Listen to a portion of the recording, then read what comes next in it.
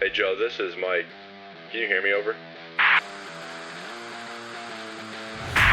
Hey Mike, this is Joe. I've got Lima Charlie. How you, me? Over.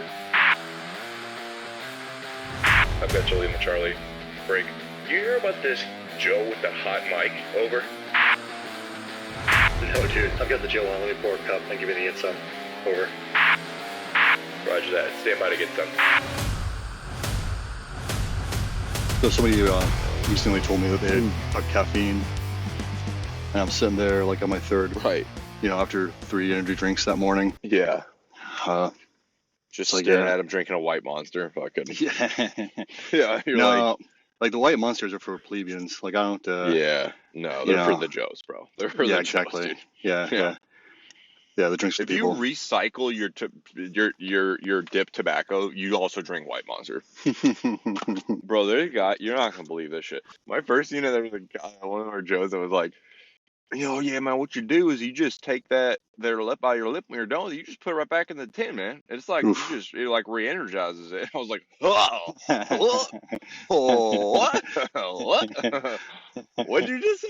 And he's like, no, sir, it's all good. It just mixes it with the rest of it. When you snap it, you click your finger and you just like, it's like reduce, reuse, recycle, man. Them R's, dude. I was yeah. I'm fucking not borrowing anything from you, fucking. Like, I'm not gonna borrow your fucking IFAC if I go down, brother. Like, yeah. That's the kind of like life hack that you see in the Facebook little quick videos or whatever, where it's like it'll take some expensive tool and then you break it apart and then like that's the life hack. It's like, oh, right, make a pair of tweezers out of a $50 saw blade. It's like, yeah, that's a real fucking good idea. Like, yeah, dude, recycle your dip. Right. So I'll mix at work. I'll take just like a regular water bottle, plastic disposable water bottle, and I'll mix the coffee, like instant coffee in those because I'm like, I've got enough time and patience to store bottled water in the office, but I like this black coffee, and you can't really buy that in a single serving kind of deal. Besides it's like instant coffee. So, but what I am cognizant, I am aware of the fact that once you do that, it looks like it's a bottle full of dip juice. Yeah, exactly. Yeah. And so I'll do my best to, if I am like in a conference room or something, and I have one of those, I'll make it a point to like quickly pound it and make people aware that I'm drinking out of it and not spitting into it. Because like there are dudes that, especially like on the staff, like they'll bring in a no kidding liter bottle because they're on shift work for like 12-hour shifts. Dude, a fucking liter bottle of an empty, and then like by the end of the shift, dude, like it's full up. Like it's just like so it's just I don't know if it's an amazing feat of human achievement, but it's something. Yeah. And then like they're gathering the stuff to like get out, like gather the stuff and like finish the shift change and get out of the office or whatever. And it's like they've got their backpack and their whatever else books or something else, and it's like sloshing in their fucking because they got that in their hand because they're gonna toss it in the dumpster, and it's just like it's like every time you look at it. You're like, bro, you should have to carry that around like a hobo with a 40-ounce and like put a brown bag on. Like, yeah, exactly. Oh, yeah, brown bag. Yeah, has some class.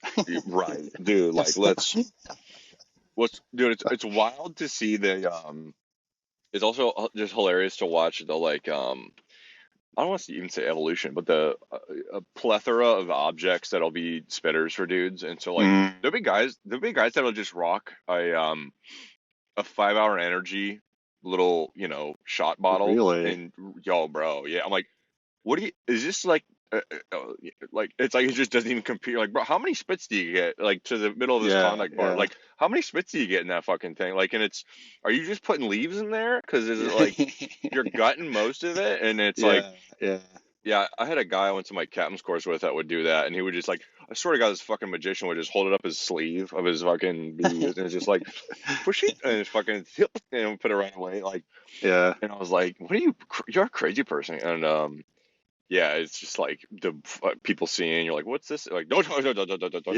one. Like, and most guys will take their empty Monster can that they just crushed, and then they'll punch in the top fucking where the pop tap is. They'll punch in the fucking top of it, like the top of the can, and that Huh. way the hole's bigger, so when they dip Oh spit, they're yeah. not trying to like French kiss the fucking cutter, the goddamn Yeah, tab yeah, cut part, yeah, yeah. which is way more dangerous, arguably. When you punch that hole in the top, that shit is actually like a fucking concertina wire, like.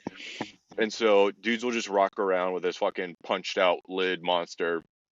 And Yeah. the guys that have class will either put it in a water bottle that has like a pretty big wrapper, or or they'll rock the whatever the like big gulp size monster is that has the twist can Oh top yeah, the 24 fucking. ounce or something. Yeah, right. It's the Call of Duty All Night Special version, right? And they're like Yeah, yeah, they'll twist they'll twist that off and spit, because it also has a smooth surface, pleasurable for your lips to fucking right, spit in. right.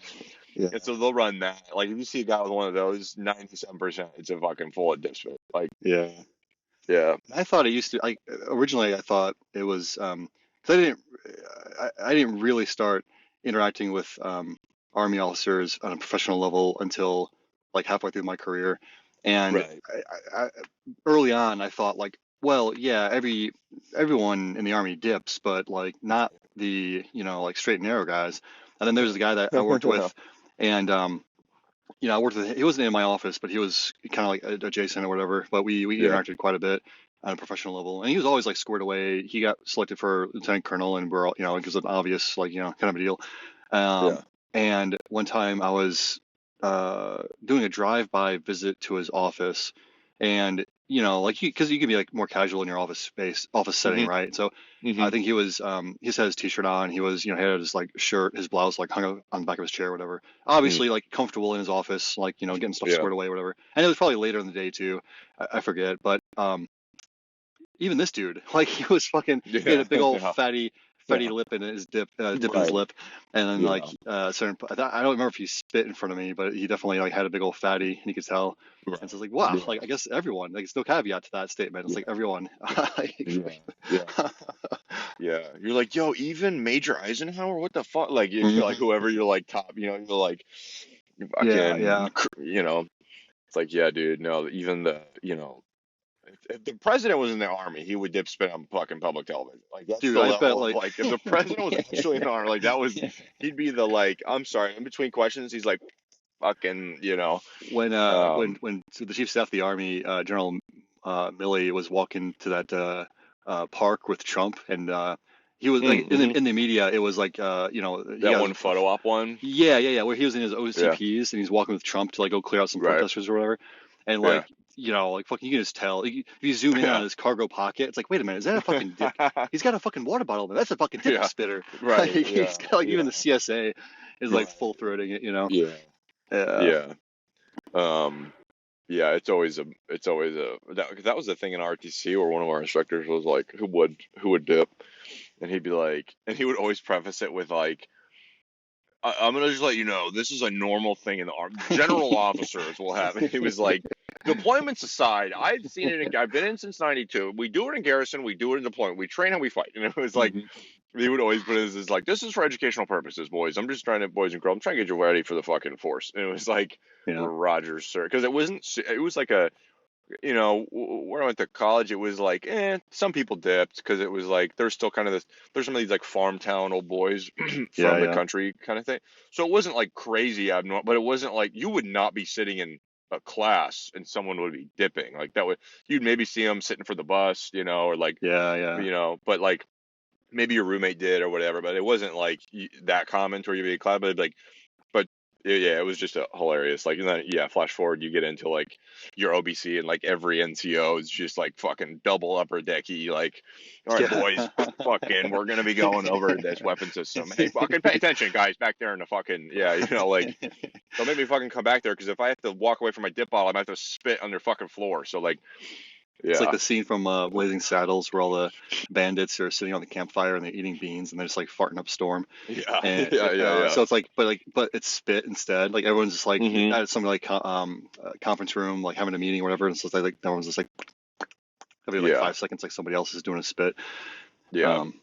Yeah, man. Yeah, in the middle of the fucking watch. Yeah. You wake up in the middle of the night to go take a leak and you take a sip of water, you're like, Mom. Yeah. And they're like, oh, I could use a lip right now. You know, it's like just fucking Dude, I can't yeah, even keep like when I'm because like currently I work in like a two-man office, and yeah. when the two of us are drinking the same water bottle, disposable water Oh bottle, yeah, or if we have like a yeah, couple of visitors in the office, and we offer them water bottles, and then they leave or whatever, and they leave their water bottle.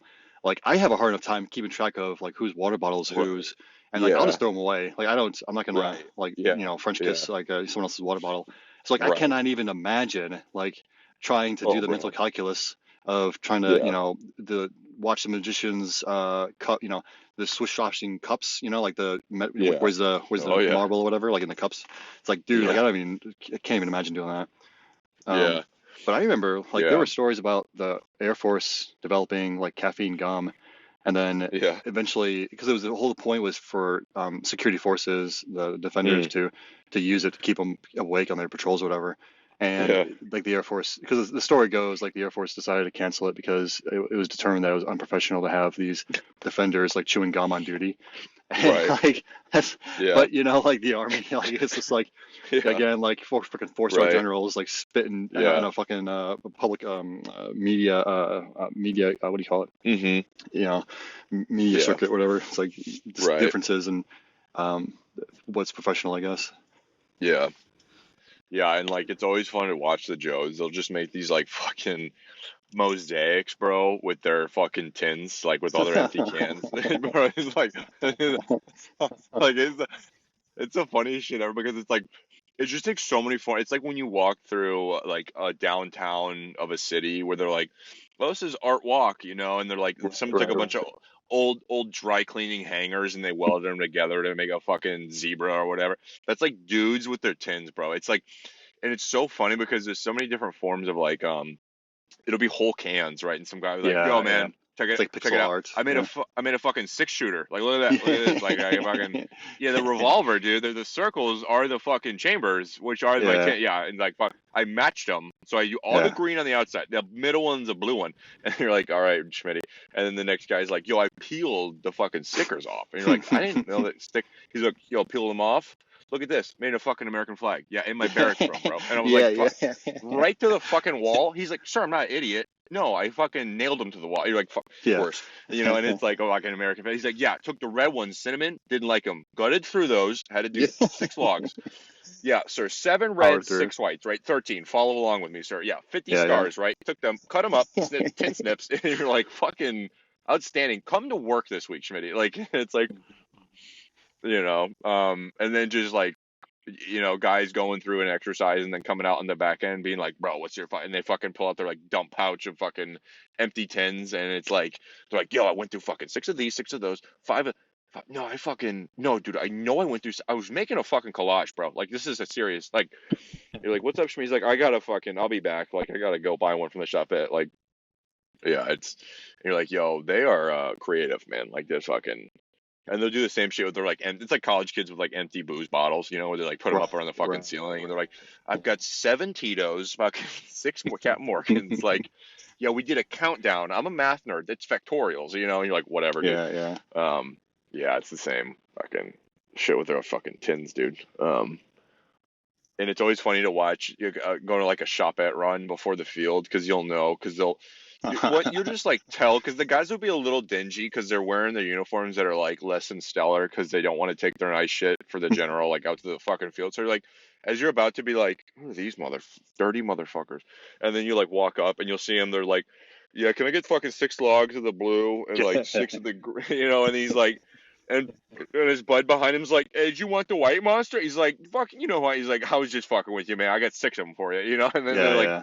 spill this shit all over the conveyor belt. And this, poor worker there is just like, is there anything else you need? They're like, 6 tornadoes to go. Yeah, no, just all the fucking spicy chicken. Like, do you have any more in the Monterey Jack, Tom? You don't get him in yet? All right, man. We'll be back in 2 weeks. I'll get to fucking hook you up. It's like, I was like, all right, boys, how you get? I'm like, how long are you going out for? They're like, fucking 2 weeks, sir. I know this fucking shit. It's like, I'm like, all right, man, good luck. Fucking stay warm.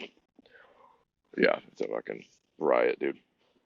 It's always, and then you watch the bag of ass come back from the field, and you're like, you're a stand there, and you're like, this dirty motherfucker. And I'm like, man, you're Sergeant Major. No, you're here. And they're like, sir, I fucking, I was like, dude, check out and fucking go back to your unit. Like, I'm not gonna narc on you, but like, Yeah. fucking have some decorum, bro. Like, um, yeah, it's and then you'd always catch, and then you'd be like, hey, you'd tell your guys too when you come home, you'd be like, guys, check it out. Like, we're gonna go and what we call day zero recovery, which is the very first day, which is the 0 day, because the next day is day one.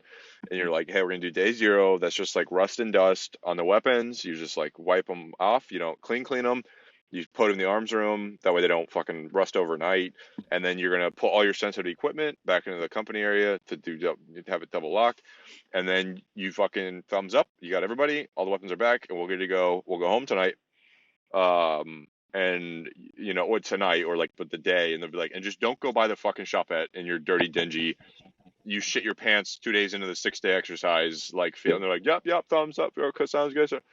And then 6 minutes later, you fucking get called by some disgruntled fucking eight, and he's like, this bag of fucking ass, you're one of your. I was like, yeah, Master Roger that. He's like, the fucking professionalism in this goddamn.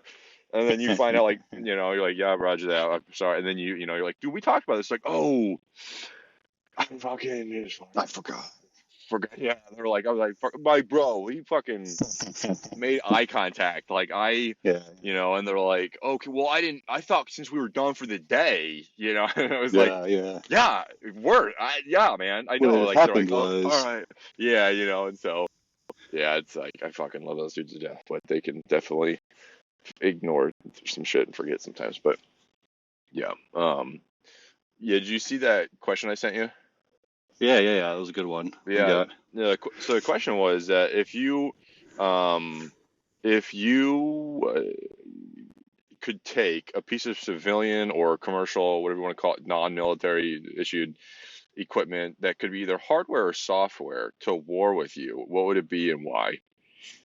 Yeah. So the first thought I had kind of dovetails into the conversation we just had about the Tobacco. field. Me too. Yeah, That tobacco. was, we can just So, skip this one then. Yeah.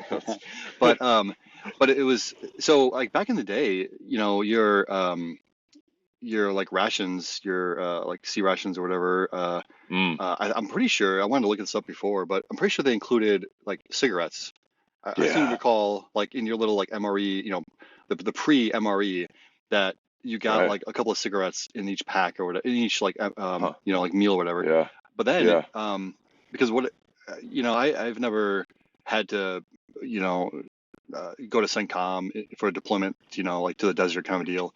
I've never had to like Right. train outside of like ROTC, like quote Yeah. unquote, because they used to call it like playing army, like going out to the field Right. for a week Yeah. and like play army. Yeah. So outside of those experiences, I've never really had to like go to the field with the expectation that it was for real. Um, so, but I thought to myself like, well, what would I want to bring if I had to go to the field? Like, what would I want to bring? And then it got me thinking about the MREs and how you had made this comment a while back about like, hey, why can't they put like those little like mist picks or like little mist Bro. things, Just those a little like singular. Just a Colgates, singular right? one. Just Yeah.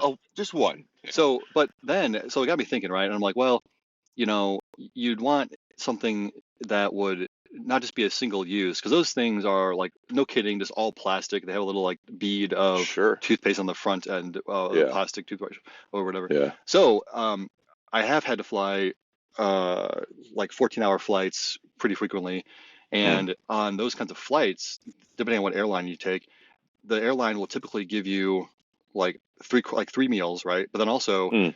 they'll provide you with a toothbrush and toothpaste, right? And so Oh. these little, Huh. and then also in foreign countries, like Korea, for example, the hotels, along with their like shampoo and like lotion and tissues or whatever, they'll also include like a prepackaged comb as well as a toothbrush and little thing of toothpaste.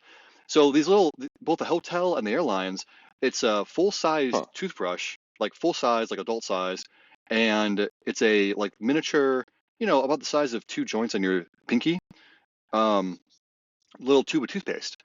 And so the intent is that it's single purpose, but you can usually get like three, maybe even four uses out of these little tubes of toothpaste. So, like for example, you could brush your teeth after every meal on the airplane if you wanted to, Now, most people wait till the end and then just brush it all at once or whatever. But on a 14-hour flight, like you may want, I have had occasion where I've used that little tube of toothpaste more than once. Is the point. And so if you think about the spoon that's included in the MRE, like it's a big ass spoon, right? Like it's long, and it's long because it goes into the bag of the meals, right? So like those bags, they're not like short bags; they're kind of long bags. Right. So anyway, Yeah. so this toothbrush would be like smaller. A normal size toothbrush would be smaller than the spoon that's already included. So the spoon is already like a solid piece of plastic that, so my point is that you're not like adding rigidity or like adding additional burden to the MRE because the spoon already takes up like more space than this toothbrush would. But yeah, man, like I would, if I could wave my magic wand, like I would include these toothbrushes because the little, so the toothbrush and the toothpaste are packaged together in a like plastic wrapper around the toothbrush. Yeah. And they can't cost that much because, like I said, in some foreign countries, like I've had to stay in multiple hotels in Korea, off-base hotels, and like every single hotel has these things. And then, oh, by the way, the airlines, right? These are international flights that typically hold, 150 plus, 250 plus passengers, and all the passengers get these fucking toothbrushes. So the cost per item is like significantly. It's got to be low enough to where all these different companies and hospitality agencies can afford them. Yeah. And then the MRE, like I don't know what the government rate is, but when you see them at the commissary or the BX, I think they sell them at the commissary sometimes. Gosh, man, like they've come up in price quite a bit over the last couple of years. Yeah. So, I mean, it would probably add like 10 cents to the overall price, right? Whatever it is, but yeah, man, because. And then, because they also got me thinking about the tobacco, where again, I seem to recall, the predecessor to the MRE, and maybe even like during World War World War II, and maybe Vietnam, I seem to recall cigarettes being included in these things. Yeah. And then you've already got Lucky Strikes. It was like Lucky Strikes. Yeah. I mean, you already have like Tabasco, and right? So like the fucking like. The what? Like you've got Tabasco and no toothpaste? Like get the fuck out of here. In a glass ass bottle, like in a little glass bottle, bro. Fucking. It's like every now they're ounce in counts, little right? ketchup packets, but like now they're in ketchup packets, which don't come with everyone, which is bullshit. And honestly, write your congressman, folks. If you want Tabasco back again, you need to start writing letters campaign. Yeah. Which brings me to our first unofficial ad read. Colgate, cleaning combat killers, canines, and central appendicizers since 2024. Like, yeah, exactly. Toothbrush and toothpaste. That's good. Oh, that's what I was gonna say. Shit. So, like, you're non-deployable in the Air Force if you don't have your dental straight. Yeah. If you're late for a dental, or like your dental, like the dental people are after you, like you're non-deployable. So it's like they care. So on the front side of a deployment, they care enough about your teeth to like prevent you from going if you haven't had your annual checkup.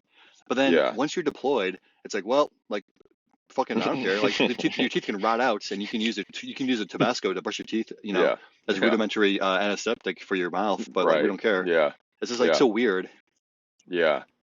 Yeah, they're like, those will be good for a year. Yeah, no, you can do a year in the desert. You'll be fine, bro. No, you'll be good. Yeah. That's good. Yeah. And because it's like even like, and it's not like you get anything in the MRE. Two things in the MRE. It's not like you get anything in the MRE that causes you to have something stuck in your teeth. Like it's not like they give you, fucking dry beef. Yeah, like it's not like they like give you popcorn or dry beef or fucking apple slices with the fucking skin gets in your teeth.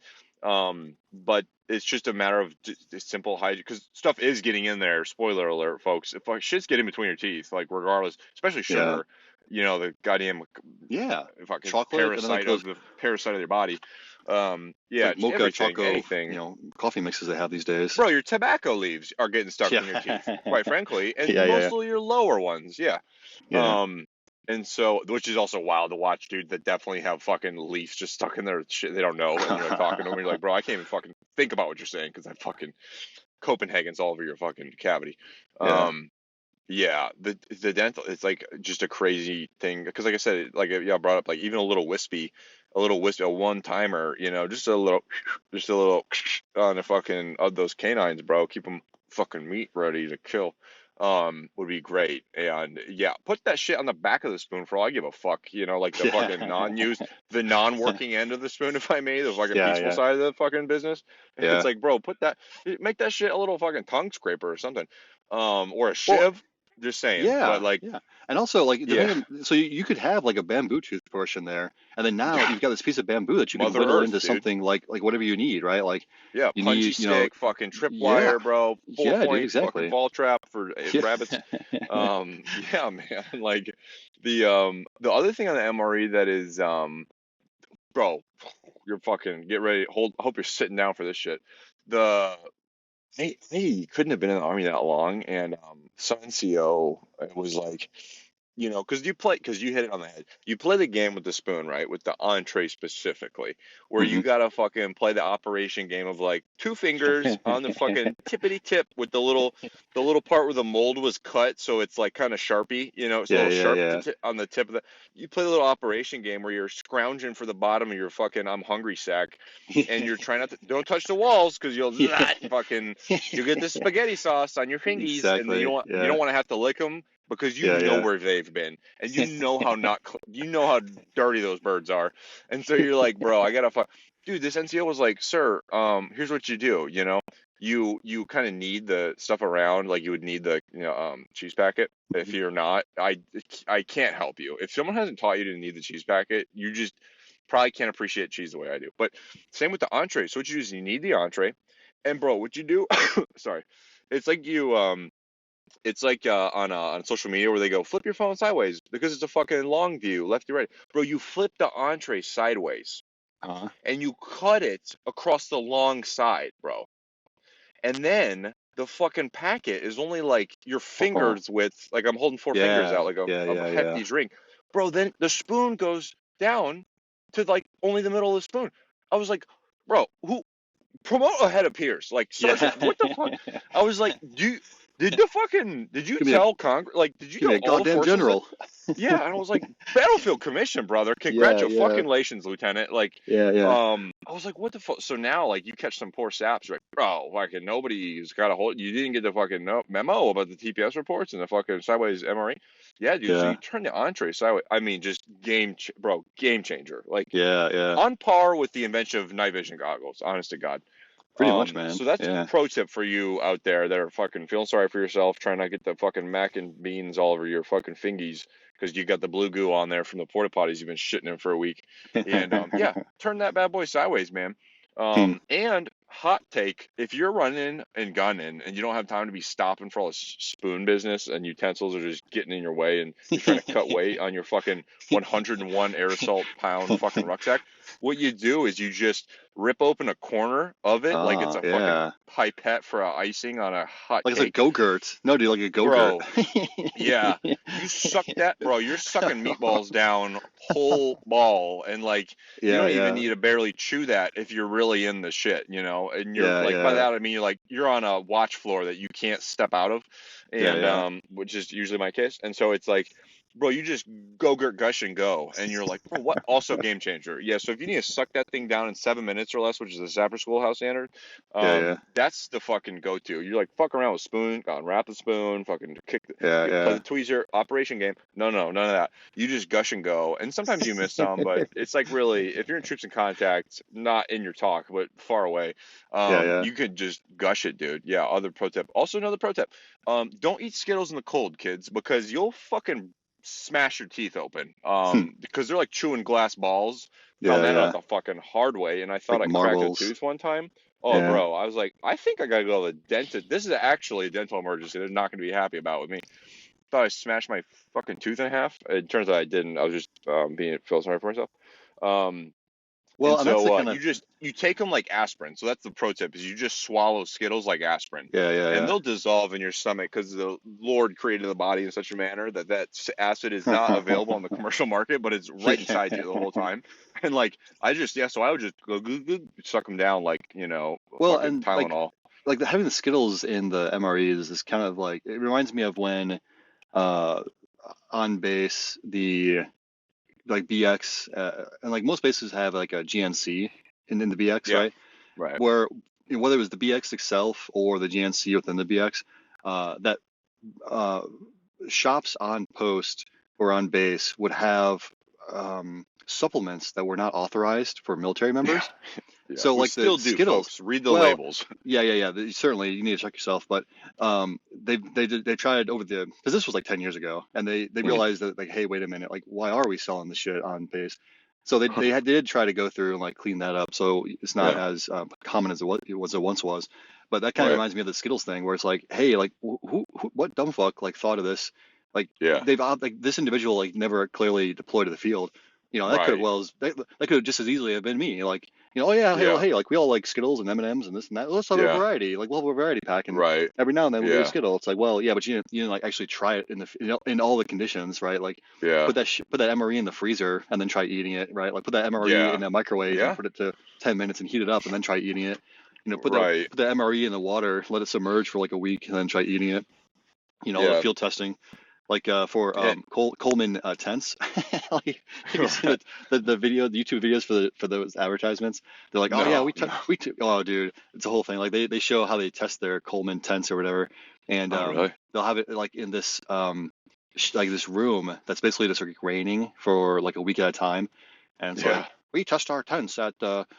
gale force winds at Hurricane 5 Yeah. ratings, and for a week, and then it shows like this dude taking a sponge to the inside of the tent afterwards. Yeah. It's like if it has Yeah. more than 10 milliliters of water, it's failed, and so we need to try. Like Huh. you go back to the drawing board because all the seams need to Yeah. perform, and all the different things need to blah blah blah. So Huh. it's like just imagine like some dude in MRE doing that. Right. Like, And but the crazy part about MREs is like they have all these criteria to meet for like MREs. They gotta not freeze if it's like up, down to 20 below or whatever, and they can't right. explode if it's at like 117,000 fucking degrees in the Arizona Mhm. desert. And one of the criteria is that they can be kicked out of an airplane and airdropped and they won't burst into fucking a ball of fuck. And they're pretty reliable for the most part, except for like I bring it back to the Skittle thing where you're like, did someone fucking break their teeth on when they tried to? Who tested the Skittles in the winter? I just want to know They because put it in like, for a joke as a joke, and they just went through that way. yeah, they're like, oh, well, the guys will eat these, no problem. I mean, they'll put them in their mouth's warm, I guess, like warming up in their mouth. But also kids, those will actually fucking explode open if you kick them out of a helicopter tied to a poncho that you've rigged up to be a parachute, and that thing fails to deploy properly and it burns in, and then you have to eat them through the course of a school. As this is all a hypothetical as example, but that might have actually happened. And you're like, I thought these things were like airdrop ready. You're like, yeah, well, the intention was that there was a fucking parachute breaking its fall for a descent. Yeah. And so like we had to eat opened ass MREs this one time because like Yeah. our shit failed to deploy properly coming out of this helicopter, and we're like, Nice. they're like, hey, this is your food for the rest of the month, and we're like, this is bullshit, man. Like, isn't this shit supposed to be fucking airdroppable? They're like, yeah, not when you don't rig the fucking thing properly because you're cold and tired.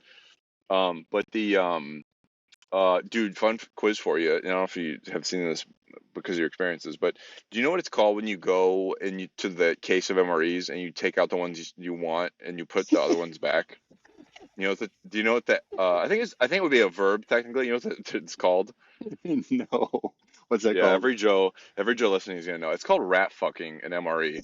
And so like, I don't know how or why, but if you're familiar with, rat sexual promiscuity or anything at all, but it's called rat fucking. So if you be like, you'll come up on an MRE box that's opened, but you're like, you count them and you're like, oh, there's a fuck, and then you're like, what's this? And there's one opened, and then there's stuff taken out of it and then put back into the bottom of the box. That's called rat fucking it. And you're a piece of shit if you do that. And I just want you to fucking know, and that we know who you are, and someone hasn't throttled you yet for it, but I can warn you that it's coming. So don't rat fuck your local MRE box of 12, and like things will be copacetic.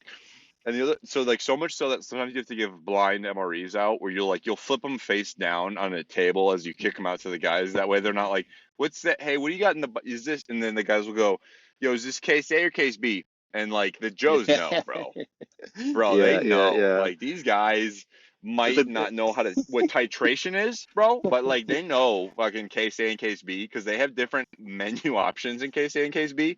Yeah. So like, it's like, bro, I can't remember which one's a good one. It might be Case A, because like also they must not make this shit on a fucking case A, case B, case. It must be like case A for a week, a case B, and then for 6 weeks, and they fucking forget they didn't swap at the factory, and they're like, fuck, we got a billion case B, fucking kick them out. And so like Yeah, you'll go yeah, through a whole palette, it's just case B, B, B, B, fucking, yeah, and yeah, you're like, yeah. fuck. No, Like, they're is all anybody got a fucking chili mac? And you're like, no, bro, we got case B's this fucking month. And you're like, God no, damn no, it.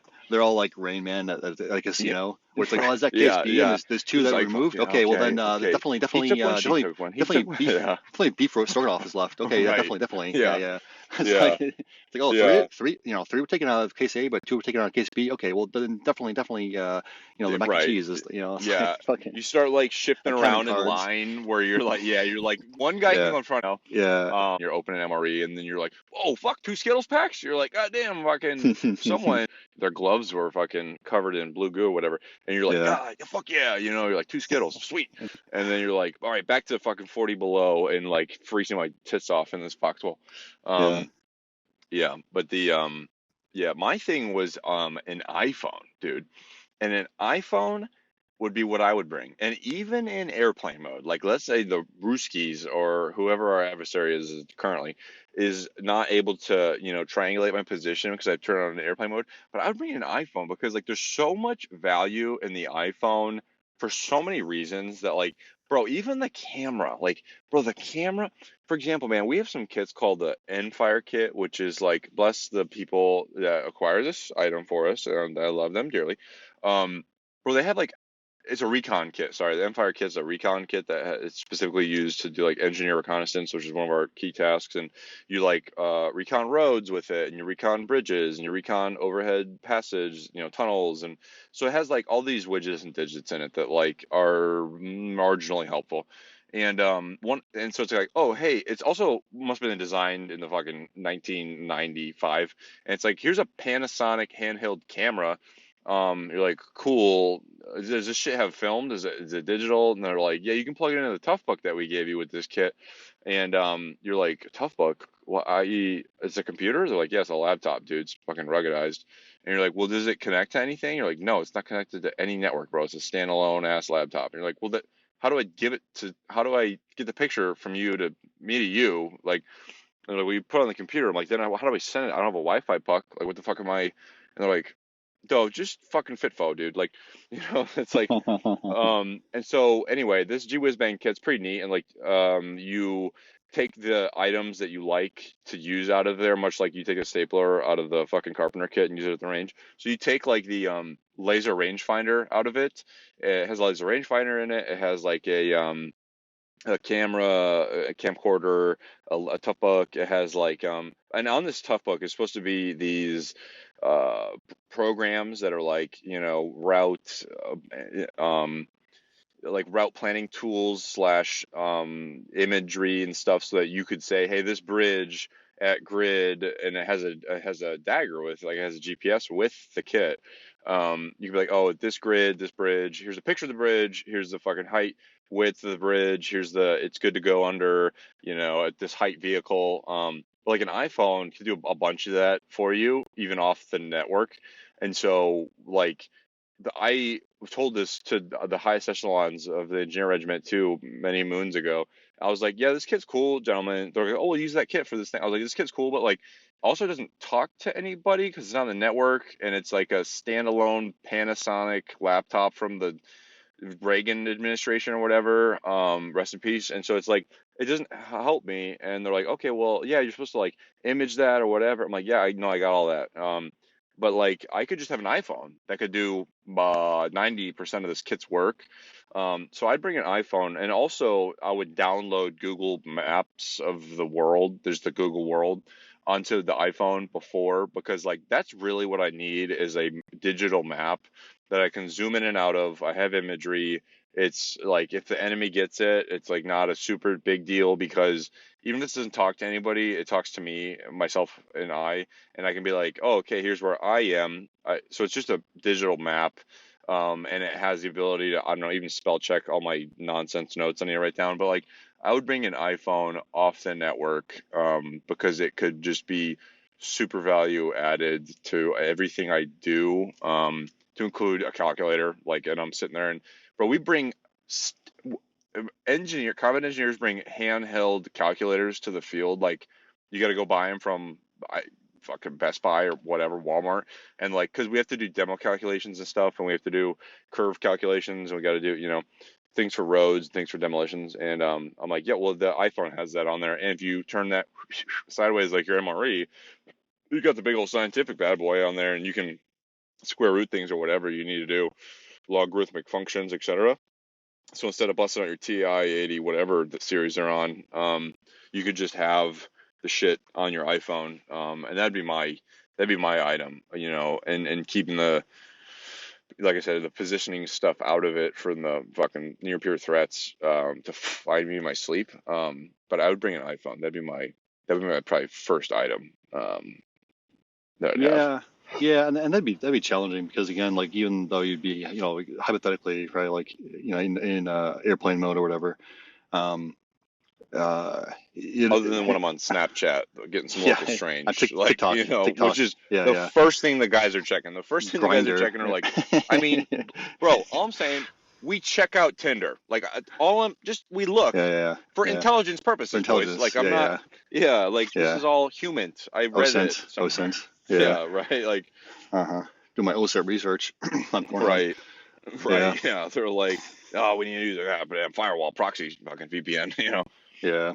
No, but that'd be interesting because again, it'd be like you said, there's so much capability in in an iPhone. The challenge is like, how do you make it secure? And right. But I mean, I understand your concept though. The intent. The frustrating part is that there is so much technology like that, and you made references to the old equipments in this engineering kit that you talked about. And that's really the biggest challenge is that even if you were to buy iPhones for the field or iPads for the field, within 2 years they're already obsolete, and what do you do with all those ones you just bought? You can't refresh them as quickly. And dude, like the B-52 that are flying today, people, I don't think people appreciate this this fact of reality. Work of art. Well, no. What I mean by that is the fact of reality is that those aircraft came off the production line in 1961 and 1962. So the youngest B-52 we have was built in 1962, and they've just been refurbed their whole lives up until present day. Same thing with the F-15s, the F-16s, the F-22. Like people think like, oh well, I mean, yeah, but we could just make some more, right? Yeah, but like, oh, well, we could just make more, right? It's like, no. These factories have long since been, reorganized or demolished even because the companies have been, changed hands numerous times. And even like the ground, so airframes like the C-130, they continue to be produced, but you're pushing out like a handful a year. You're not pushing out hundreds a year because they also have foreign military sales for various aircraft. Like there are reasons why the production line will stay hot or stay warm at least. But again, you're not, in the entirety of the Air Force, there's probably like, I don't know, like hundreds of C-130s. But like you're not replacing those. You're not making new ones of those. You're making new C-130s for Spain, who just put an order in for like 5 more, or you're making C-130s for fucking Argentina because they want to add 2 more to their fleet. So people get confused because they think these companies are just making aircraft, right? It's like, well, no, not really. And so, but the same thing goes for this hardware. So much to the point where I was even on Amazon and I bought a like Bluetooth enabled label maker. So the label maker itself has like no interface; it just connects to your phone, and then you have an app that controls the label maker. Well, I hadn't used it for a year. I couldn't remember if I still had the app, so I looked it up in my Amazon, shopping cart from like 18 months ago, 24 months ago. I found it. I tried to find the manufacturer's like site in Amazon to like look to see if they had like another model or something. The manufacturer was no longer listed, so there's no like page for it. And then I'm Googling it or whatever, and it's like, it doesn't exist anymore. And so I go into the app store. I go to the app store to try to find the app again because I had deleted it off my phone because I hadn't used it in such a long time, and I can't download the app anymore. Yeah. So like the app, like Yeah. yeah, I can't use this fucking label maker now because the software doesn't Yeah. exist and there's no Right. interface, right? So you can imagine how quickly that kind of obsolescence would set into these like military pieces of equipment. Yeah. Um, and even something like an iPhone. Like when I was in Air Force recruiting, we did a tech refresh on our recruiters' cell phones, Mm. and so we had, about like 80 recruiters in the squadron. So we're buying iPhones for everybody. But the last time that had happened was like fucking 4 years ago. And Yeah. there were assholes out there with the Sidekick, I think it was. The Oh like yeah. Yeah. phone, like it like Yeah. flips back and Yeah. forth. Yeah, so like Right. these like full phone keyboards that would like Yeah. flip out of the phone or whatever. And Right. so That's wild. and that was only like 4 years ago, right? Like Right. at that time. So Yeah. it's just, man, it's just I don't know how you get around it. Yeah.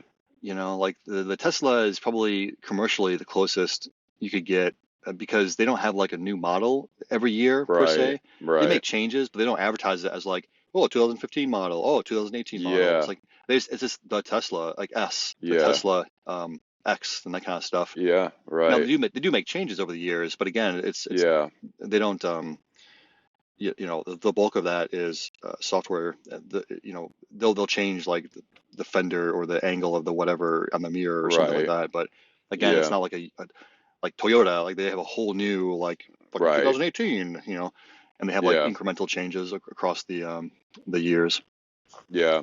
So Yeah, it's interesting. Yeah, because that is the rub. Even with, I mean, Dell laptops is like mostly what we use, right? Even keeping those things updated is a trick, yeah, a full-time task for these poor IT folks. And where it's like, oh, hey, turn your model. You're like, didn't I just turn this into you last year? They're like, well, yeah, but like yeah. last year you had a 5-year-old computer, and now I'm going to give you a 4-year-old computer. So now, and then next year you're going to get a next year's 4-year-old computer. Like, all right, never mind. Yeah. Yep, roger that. Which has Well, been, bro, it's all, yeah, it's so frustrating too, because like even on the larger scale, like the Air Force, when they acquired the J-Stars, they purposely used a like commercial hand-me-down for the mm, airframes. So I forget the airframe that it was based off of, like yeah, 737 or whatever the aircraft was. yeah, But they basically bought these aircraft from commercial fleets on the cheap. And so hmm, they, instead of building a whole new aircraft, they just mm, secondhand aircraft, and yeah, then just through an unfortunate series of events, the airframe was just around for fucking forever. And then yeah, when it came time to decide, like, well, shit, do we replace the aircraft on a one for one? Like, do we just build a next generation J-Stars aircraft, or do we like um, continue to refurb the ones we have, which is like cost prohibitive because obsolescence and parts no longer being produced and that kind of stuff? Or do we disaggregate and not have a one for one replacement, but do like a family of systems to replace? yeah, Um, but at a certain point in time, like you have to retire the aircraft because, especially for that guy, the airframe is already a hand me down when it was new, and yeah, so unlike other aircraft that were purpose built for the military. mm, Um, so even on yeah, like a large scale thing like that, right? Like how do you fucking? It was a commercial product that was, you know what I mean? So it's mm, just yeah, because even the aircraft, like the commercial sector stopped using that aircraft, and so like yeah, they moved off huh, that aircraft. Like the yeah, 707 is a famous example. huh, 707 is a frame for a lot of the ISR aircraft in the Air mm, Force, and maybe it's even the mm, J-Stars as well. But uh, that airframe stopped being used for airliners, yeah, especially after the 747 was available. Um, yeah, so I mean, huh, so anyways, it's like everything. There's nothing forever, right? yeah, Like there's always the next best thing, whether it's next year or yeah, 10 years from now or 20 years from now. But the military just keeps shit yeah, around. huh, yeah. The other question I have for you, which I didn't get to send you beforehand, but would it be if you could get to train with and or embed, for a good period of time, let's say a year, with another partner nation or a friendly nation, like you could say NATO if we want, um, who would it be and why? And I'll go first because I had it kind of in the Hmm. hopper in mind. I think mine would definitely be somebody within Five Eye, which is, like Heron, like Michigan, the whatever the fucking five. It's like England, it's like UK, Canada, Yeah, yeah. Australia, New Zealand, and UK, Australia, New Zealand, We're the fifth one. Canada. We're the fifth. Fucking yeah, goddamn right. We're really the first in We're the the first and the series fifth. of Yeah, exactly. yeah. Yeah, yeah. And eyeballs are all there, which is Five Eye. And so I think it'd be someone at Five Eye, mostly just because the fucking language non-barrier, Sure. dialect, sure. But so I think I would do Five Eye and probably England slash UK because of geographical benefit to where Australia is like, do you want desert or beach? Like, it's like, okay, not that they don't have guys that specialize in other things, I'm sure, but like fucking literally on the continent of, I refuse to call it Oceania, but on the continent of Australia, you have like the center, which is like dead no man's land, desert, and then you have like the beach surrounding, it's like, so you want hot or hot and salty wet, I Yeah. think I would go England and, also, like I said, lately I've been just so fascinated with sort of some English military history and like basically everything we do today in the U.S. Army is you could drill it back to like the Brits at some time in history, a tactic, TTP, a procedure that we took, and or Germany, like Nazi Germany time frame, Rommel, right, and or like the French sort of slash Persian way back in the day. But the Brits are interesting for a lot of reasons, and because they're sort of like just a mini us, pun intended. And they had the advantage of like being in Europe where you can go to the mountains or you can go to the, wet lands or the kind of just, foresty, like, grass terrain or whatever. But I think that would be pretty fun to get to work with the Brits, and train with them. And mostly because I think too that their like force structure is pretty similar to ours. Again, approach is a little different, but I think I'd probably work with the UK and be able to train with them. Mhm. That'd be pretty interesting to me. Yeah, I think Five Eye for sure Yeah. because Five Eye is just a neat concept too. Where I always forget that like the Canadians still like royalty to the crown. Like even on their uniforms, they have the crown on their shoulders, and so Yeah, yeah. I was like, man, I thought you guys were fucking French. So like, well, French Canada's French, and the rest of Canada's Canada. And I was like, okay, so where's the crown come into this? They're like, fuck if I know, dude. Fucking, Yeah, like you I know, still don't understand how that all works with like Australia yeah, too, because they're also doing that, right, whatever. But yeah. we had there was a congressional question one time that basically asked the intelligence community like, hey, if Five Eye, because what people in the DoD don't understand, I should say, what people in the DoD typically don't appreciate is that Five Eye, that partnership, that's an intelligence partnership. That is not a defense partnership. Oh, And huh. so the frustrating part that I've seen over my career has been like, well, we gotta get more Five Eye people in here in terms of Huh. like ops rooms or like, like watch floors and that kind of stuff. Like, wow, we Yeah. get more Five Eye in here, more Five Eye in here. We're never gonna fight alone. It's like, well, Hmm. sure, but like, um, why? Because Huh. like again, Yeah. Five Eye, it's an intelligence sharing agreement. It is Yeah. not a defense Forget that too. agreement. So Yeah. like, why do we need a Canadian on this place or a Brit in this place? Now, I'm not saying that there's no value, but in terms of the 06 or the general officer level of like just wanting to sprinkle in some Five Eye, it's like, Hmm. hey man, like why are you even saying Five Eye as a reference? Like why don't you say, Brit or American, Brit or New Zealander or whatever else? No one, by the way, whenever someone says we need more Five Eye in here, they are never referring to New Zealand. Right. Yeah. They Right? forget that Like, that's a country. dude, Yeah. yeah, yeah, yeah. So when Like, they isn't say that our they, territory? You're like, bro, it's Australia's yeah, yeah, yeah, kind of. Well, I guess yeah. they're their own. Like, So yeah. Like, they just like hand wave, right? But again, right. it's like, hey, we can use that word, a Five Eye, like sitting in the IC, but like, when you Yeah. use it, DoD, like, Right. Yeah. but Huh. no, that'd be interesting. And I think you're right. That, the English language as a cop out.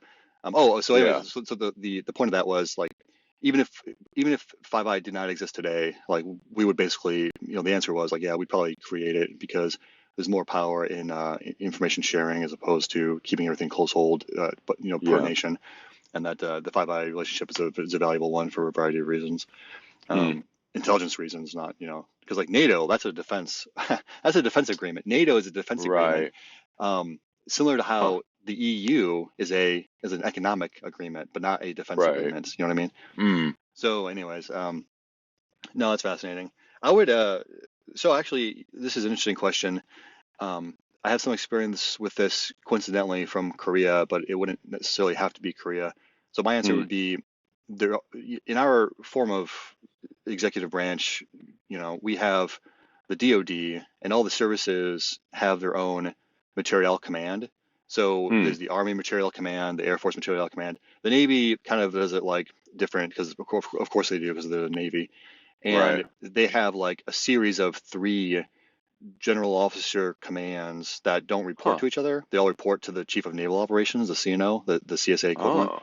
And so again, they've split their quote unquote material command into 3 systems commands, but they're basically the same, right? Where it's like, hey, each service has their material or their systems command that does their acquisition, quote unquote, that does their acquisitions, because the authority to do acquisitions comes from the secretary of all those services underneath the undersecretary of whatever. They all call it something different, but the official authority is the service acquisition executive.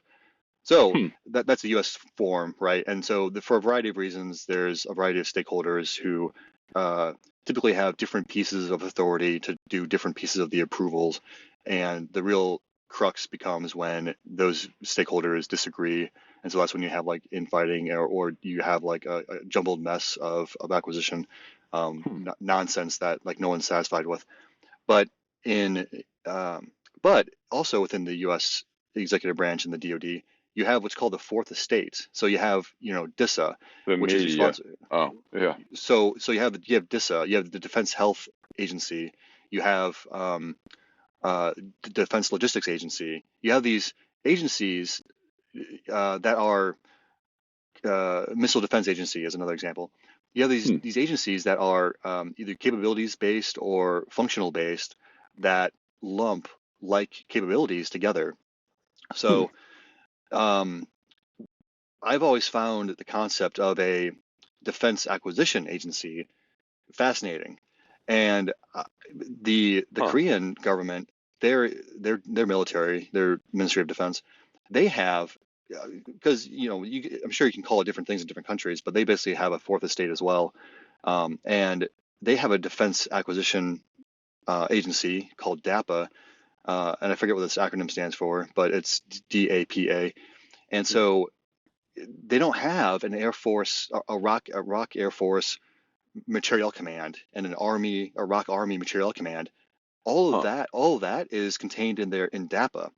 So it'd be like again, like DLA. Well, what's it called? Missile Defense Agency is a good example of this, where in large part they do all the acquisition for missile defense stuff, right? So like the Patriot is acquired through MDA, the Patriot is acquired through MDA. Those are not Army acquisition programs; those are MDA acquisition programs. Those systems are operated by the Army, just like the Aegis missile defense, ballistic missile defense system (BMD) system is acquired by MDA, but then operated by the Navy, right? So it would be fascinating to train with and embed with a country like South Korea that has a whole separate fourth estate agency for acquisitions, because I would find that fascinating to see.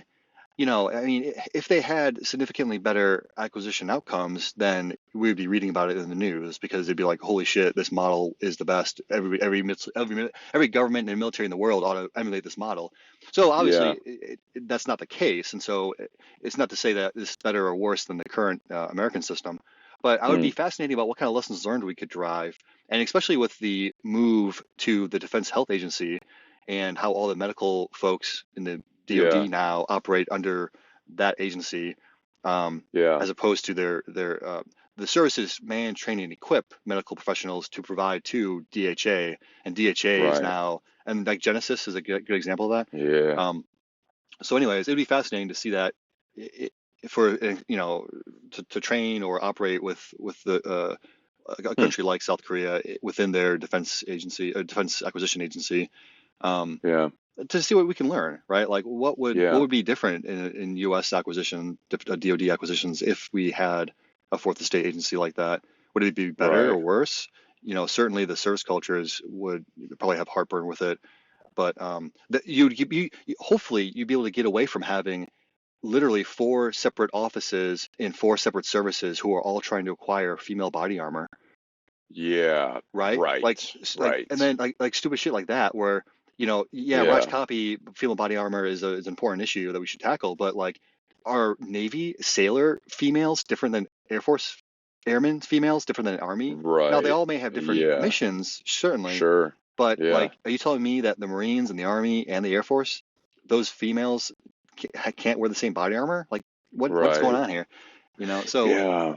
there's a lot of wasted, Efficiency to be gained. yeah, and Yeah. like even the like Air Force research laboratories, like they research like dumb fucking shit all the time, where it's like they're Yeah. they're researching like gosh, what was something recently? We put glue on a fly to see what would happen. Yeah, yeah. Yeah. Uh, like they end up researching like tactical stuff that would seem to be more applicable to the Army, and then the Army Yeah. is like doing stuff that maybe on the surface level more applicable to like the Navy or the Air Force, and then like the Navy Research Labs does stuff, and then like the Marine Corps they don't have their own research labs, and neither does the Space Force. And so it's Huh. like it's just weird. Because they're all just trying to add value to their services, and they're just like taking the money and Right. the expertise they can, whatever. But like, Yeah. what's the bigger picture? Like, why isn't it the case that they're more aligned to their services because they're more? It's just a whole thing of like the efficiencies to be gained about maximizing resources, aka groups of people, right? Where so, Yeah. anyways, this is fascinating. Hmm. Do you think that there is like a I don't want to say culture or like, do you think that other countries, especially allies, are kind of like, they're waiting to see what America invents to being like, oh yeah, hey man, you mind selling it to us too? Like, or do Well, you think that they're all like really trying hard with money to like develop their best thing, or they're like, hey, just wait for America to make the next Abrams tank, and then we'll just buy either the last version or we'll buy the, little bit watered down version of their current hotness. and South Korea again is a good example of this, where they're actually one of the like largest arms dealers next to the U.S. in the world, Hmm. because they have a large like they export their tanks and their aircraft to foreign Huh. nations like the Yeah. Philippines and like other Asian countries, but also like Yeah. some European countries as well. Yeah. So they recently unveiled their like next generation aircraft, which is I think called like the KF 20 or KF 25 or something like that. Mm. But it's it's a locally grown fifth gen aircraft is what they're Mm. advertising it as. Hmm. So like a competitor for the F-35. Right. But so I think it just depends on the nation, like which nation's industrial defense industrial base it Yeah. has aspirations, because the South Koreans are trying to do it as a form of like revenue Did, generation. oh. Because like because you can export washing machines and refrigerators, but like Yeah. that market's saturated. The car market is saturated. So like, how can you Yeah. stand out and make some buku bucks? It's like, well, everyone's Huh. going to need beans and bullets, so why not Yeah. make beans and bullets? But like Japan also is one of those countries that you would think would have like a large defense industrial base because they have also like sorts of technology, especially like 10, 20 years ago. But you Yeah. don't really hear much about it, and it's probably Yeah. because of their like constitution and their like pacifist constitution, that kind of Right. stuff. Yeah. And then the Japanese actually buy a lot of stuff from us as well. So Hmm. I think that dealing with the U.S., because we have such stringent restrictions on exports, like Yeah. so like Boeing can't just sell anybody a B-2 bomber. You know what I mean? Like Right. that's not The how it like works. ITARS Yeah, restriction or whatever. Yeah. Yeah. Yeah. correct. Yeah. So, and that's Yeah. actually why countries like to do business with South Korea, because they don't have to deal with the U.S. ITAR process and the Hmm. ITAR restrictions. Hmm. So, if it's between like buying a Bradley from the U.S. or buying a whatever K Yeah. tank from Korea, especially some of the medium to small size countries will go with Korea because it's just easier. Yeah. Huh. Yo, did you see any of these fucking clips or news clips or memes or whatever with these Bradleys that we gave the Ukrainians just fucking up some T90s or whatever? uh, I heard comments about the like turrets, but Yeah. no, I haven't really heard anything. No. Yeah, I've seen like one clip that's the same one that sort of cycled the mill meme circuit, and it's like sort of like a top-down view, either a UAVs covering the footage or some sort of ISR platform or whatever, and it's just like all you see is this like fucking Battle of Hoth scenario that's like because it's pretty recent. This is let's say it happened 4 weeks ago, and it's like kind of snow riddled, tree-ish, no man's land looking, and just these rounds of fucking the Bushmaster, whatever they're engaged in this fucking tank with from the Bradley, and just like fucking destroying this fucking T90 or whatever it was claimed because they're like, oh hey, turns out Bradleys can fucking kill tanks. It was like the whole punchline of the because like the whole thing is like the Bradley is not a anti-tank engagement system, and Right, use right. it at your own risk. Like Yeah. have a base plan in place because like and at first when I heard it, the first headline was like, Bradley, whatever the term was, like Bradley exchange program or like Bradley hand-me-downs or Bradley's traded to the Ukrainians defeat tank. I was like, well, Bradleys have always been able to kill tanks. It's a matter of which system you're using on it, because like Right. most of them have a Bushmaster, which is essentially just a really large machine gun. It's like a 40 millimeter machine gun. Yeah. But it doesn't have, I think, rounds per se that could kill a tank. But they also have a tow on this fucking Right. platform, which is like that's a tank killer. That's what that shit's designed to do, basically. And so, Yeah. like, well, Bradleys have always been able to fight tanks. It's a matter of how squirrely your fucking gunner was, or how quick you were on the sticks and like shoot and move. Yeah. But yeah, this thing's just fucking laying waste to this fucking tank in the open. Um, yeah, but it is that's a good point that I didn't think about. I had heard about this sort of recently with the Korea piece of like they were because it was in the news I don't know a year ago or whatever that like they were selling arms to somebody, and it's like, well, is that person a threat to the U.S. per se, and like is what they're selling that big of a deal? Like if they're selling them armored personnel carriers, like who cares, whatever. Yeah. Yeah, but that's definitely a. I would also be interested to see if there's like a country that we know from like an acquisitions case study of like, oh, let's just say Israel. They're like, oh, hey, Israel does it well because they have less links in their kill chain of buying things in their acquisitions process, so they can get stuff more quicker or better, faster because they don't have to go to ask your parents, ask your grandparents, ask your extended Yeah. family for permission or whatever's their monies and. Yeah. Yeah. No, I have seen acquisition studies on foreign nations that kind of examine that kind of thing, and I can't remember.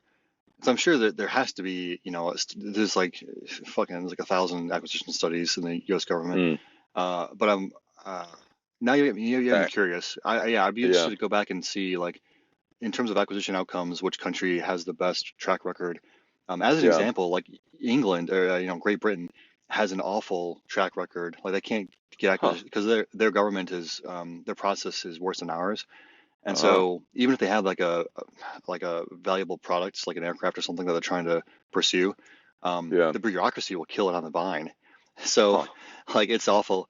Um, but yeah, like I would think off the top of my head, right? I would bet $1 that Israel is probably up there only because they'll buy anything from anyone and then just like right, improve it. yeah, Um, and so much to the point where I think they even like ignore proprietary types of like licenses and stuff where right, it's like, yeah, oh hey, if you remove this sticker, it's going to void the warranty. Okay, well, right, cool right, copy.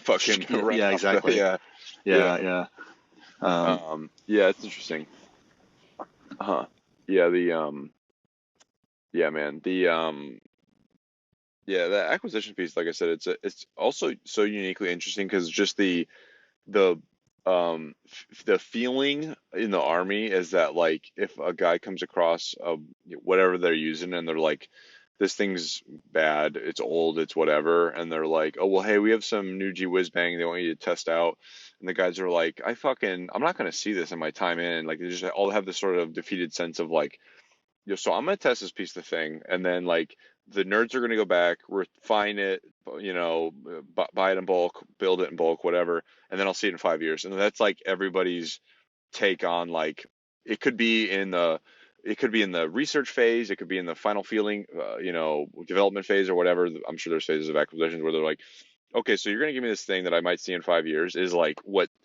eh, not even a Joe, because Joe might not even know that, but like a E5, like would be like, okay, so this kit, sir, like is this gonna be like the other, and they'll like name some other widget that like we just got fielded, but they tested when they were private, like 5 years ago. They'd be like, sir, is this gonna be like the widget? And you're like, I mean, maybe. I don't know. I don't know where we're at in the process of the thing because they just told me to fucking hang out with this robot for a month and test it and give it run it through the ringer. Um, and so it's just such a peculiar, feeling in the army. And I'm sure it's the same across the services. The challenge, because every acquisition officer, regardless of service, they at some point in their career they make a comment about like, well, the process is dumb. Why don't we just XYZ? Yeah. And the XYZ part of it always looks at it from a like service centric perspective of like, gosh, these yahoos in Congress, like why can't they just give us money that lasts more than a year? And why can't they just give us why can't they just give us money that we can spend it on anything we want? And so the XYZ part of that solution is always removing authority or oversight or approval from Congress and giving it to the executive branch. And so those types of things will never happen. Never, because that would require Congress to vote against their best interest. And not just that it's their best interest, it's that they're relinquishing oversight. And so so one of the challenges of the process is that, Congress authorizes and appropriates money to be spent on specific things for specific reasons. And then when the money is spent on something that the services all try to get around that some way. And that's why at every level of command, the money being distributed from Congress to the lower levels always gets us like a 5% skim off the top, like the mafia. So like every general, every colonel, so they skim off money off the top, and that's how they find money for like innovation efforts. So they give like some E5 $1 million to demonstrate his like 3D printed widget that he made in his garage. And so that's where they get the money from. It's not authorized and appropriated by Congress. It's the service has a little bit of flexibility to say, well, instead of taking 10 TDYs, we'll take 5, and then we'll give the other money to this program or whatever. So so anyway, so whenever acquisition officers make this comment about, well, what we ought to do is XYZ, really, in order to gain the maximum efficiencies in the acquisition process, really the ultimate solution to maximize the government for acquisitions is just to abolish Congress and create an authoritarian dictatorship. And another example from Korea, like Kim Jong-un, like he has the absolute authority, absolute power to put money wherever he wants, and so he wants to put money into ballistic missiles and nukes, and that's where the money goes. And then they've been able to make these great strides in their ballistic missile and nuclear program over the course of the last 10 years. Because of the fact that he funds those programs, because those are his priorities, right? He takes money away from the schools, away from the hospitals, away from, international aid, all the other things that the U.S. would spend money on, and he puts it exclusively into his military. And so I don't use that as an example of something we should do, but that's because we're fortunate enough to live in a free society and have a free, open government for the people by the people, home of the free because of the brave. This is part of the deal, right? Like we have these civilian leaders in the legislative branch that have their role. We have civilian leaders within the executive branch and within the DoD that have their role. And if you're an acquisition officer and you have a very narrow mindset that your particular circuit board that goes in this box that goes on this aircraft, if you think that particular device is the most important thing in the government, you're wrong. flat out, because Congress and the government have to balance the like near-term readiness with long-term goals to include future readiness. And so we're constantly stuck in the game of having to um, sacrifice long-term planning for short-term readiness, which is a problem, a challenge of the system. But Right. they'll make that trade every day, and that's why under GWAT there was so much money being pumped into readiness, and not enough money, quote unquote, as we Monday morning quarterback the last 20 years. Not enough money being put into next generation systems like next generation Yeah. aircraft or vessels.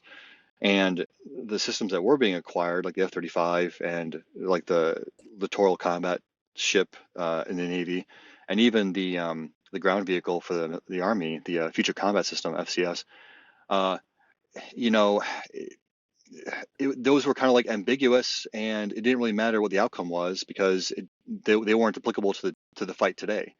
The fight today was just Yeah. buying more, beans and bullets for the soldiers out in CENTCOM who are getting troops in contact on a daily or weekly basis.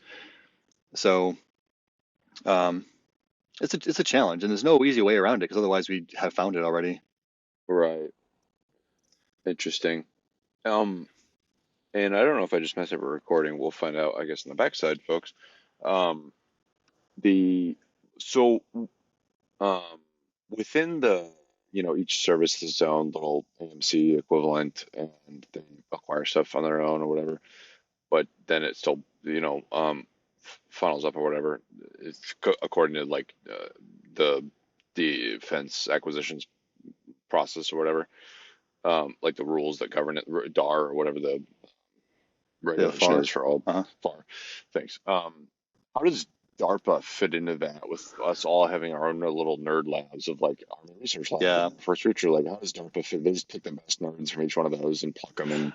Well, so I did Really mention work for. What is DARPA? Is this Treadstone? Like, yeah. So DARPA is nested under the Office of Secretary of Defense, so OSD, Research and Engineering (R&E) directorate. So within OSD, you have these different directorates. Like there's a directorate for intelligence and something. It's like I and something.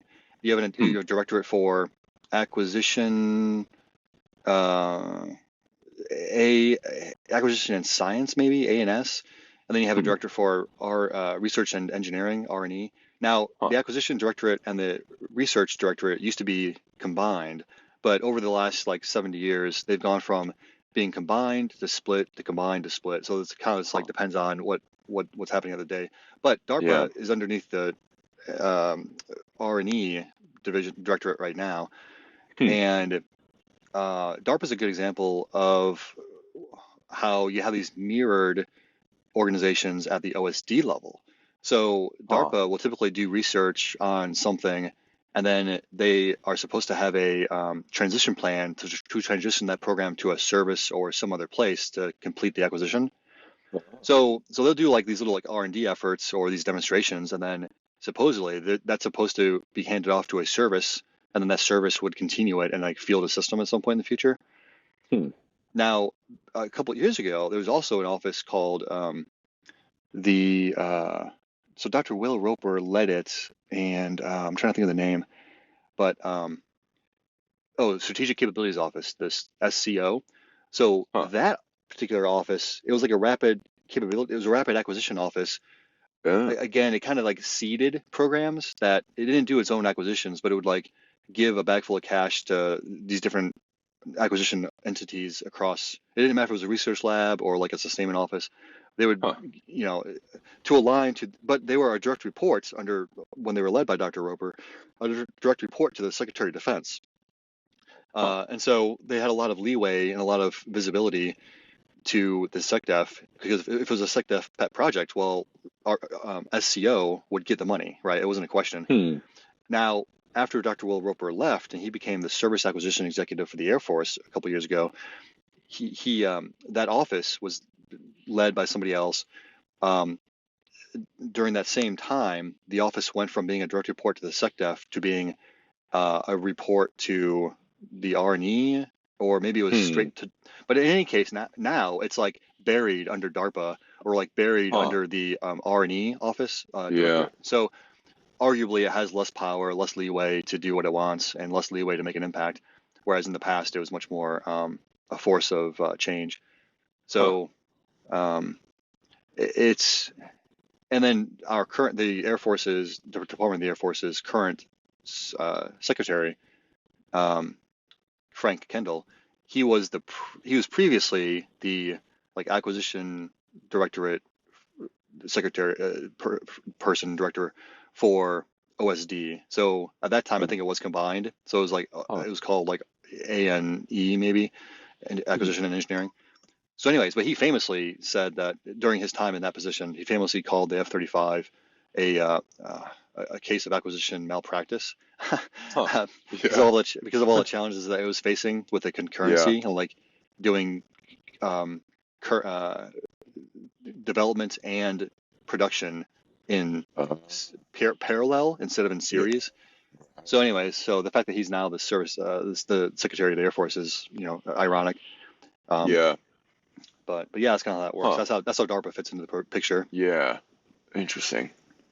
Yeah, Yeah. because it's kind of like I imagine the IC, where like the IC is just so big and so many different players do a similar role, but for a different, maybe customer is the right word or whatever. And like that's how I feel with the research labs, and even within the Army, where like I bring it up all the time to my friends, because the United States Army Corps of Engineers has a place called ERDIC, which is like engineering, research, and development uh, capability or component or whatever. It's like a Army research lab, but within the Corps of Engineers, and like they do all this gee whiz bang research, and bless their souls, for like engineering problems, but also like cold weather, whatever. Like they've got like little offshoots of like they've got a cold weathers lab that like tests boats in icy water, and like they've got a bridge team that like figures out how to make bridges better out of either different materials or like you know hey, we'll take these big rubber balls and like blow them up and put them on the outside of the thing so we could drop it from an aircraft and like it'll just bounce into place or whatever.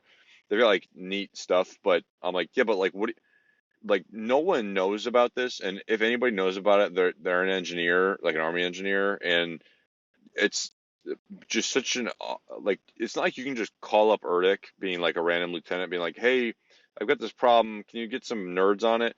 um and so like it's this thing that operates. I'm like, but who do you like work for? Like who's your customer?